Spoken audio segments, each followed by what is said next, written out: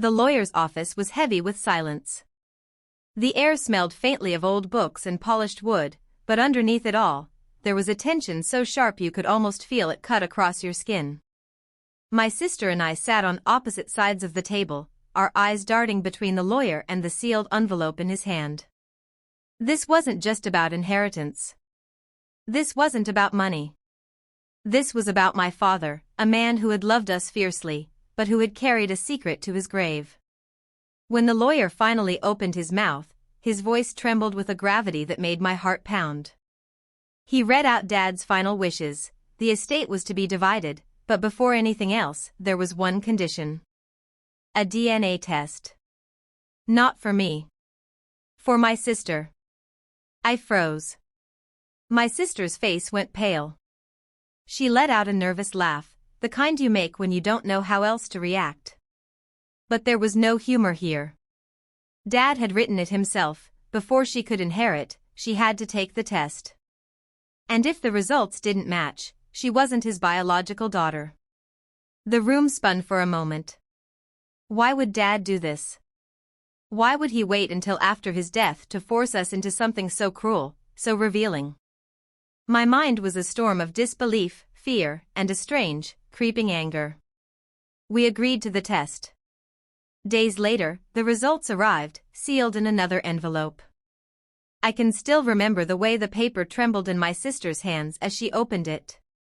She gasped, and then she dropped it on the floor as if it had burned her. She wasn't his. My sister, the girl I had grown up with, the one I shared childhood bedrooms and whispered secrets with, wasn't my father's child. The truth was written in cold, clinical percentages that left no room for denial. For 34 years, our mother had hidden this truth. And Dad. Dad had known. The betrayal hit like a thunderclap. Not against my sister, she was innocent in all this, but against my mother, the woman who had smiled at us every morning, packed our lunches, kissed us goodnight. How could she hide something so big, so life-altering? And how could my father have carried this burden quietly, letting us believe we were a picture-perfect family? Memories began to shift in my head. Every argument they'd had when they thought we weren't listening. Every long silence at the dinner table.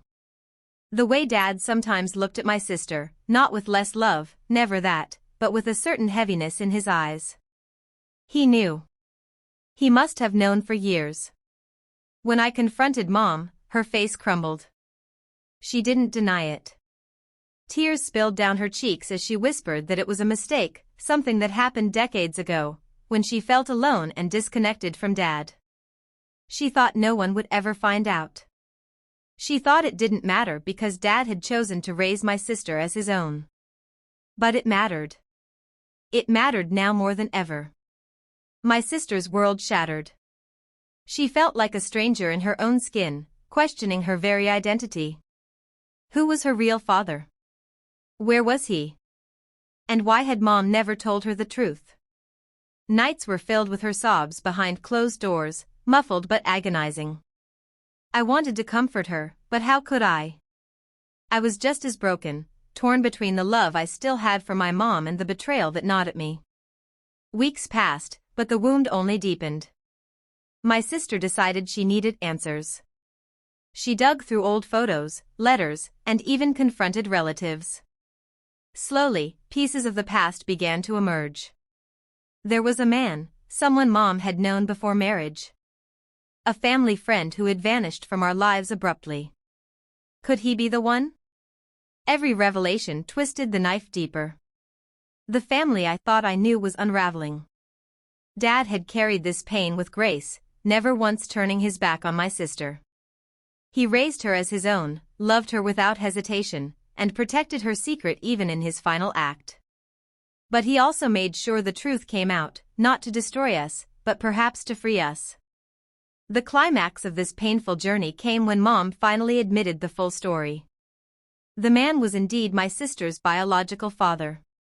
He had left town years ago, never knowing she existed. Mom confessed she had been terrified of losing her marriage, terrified of breaking the family apart. So she buried the truth.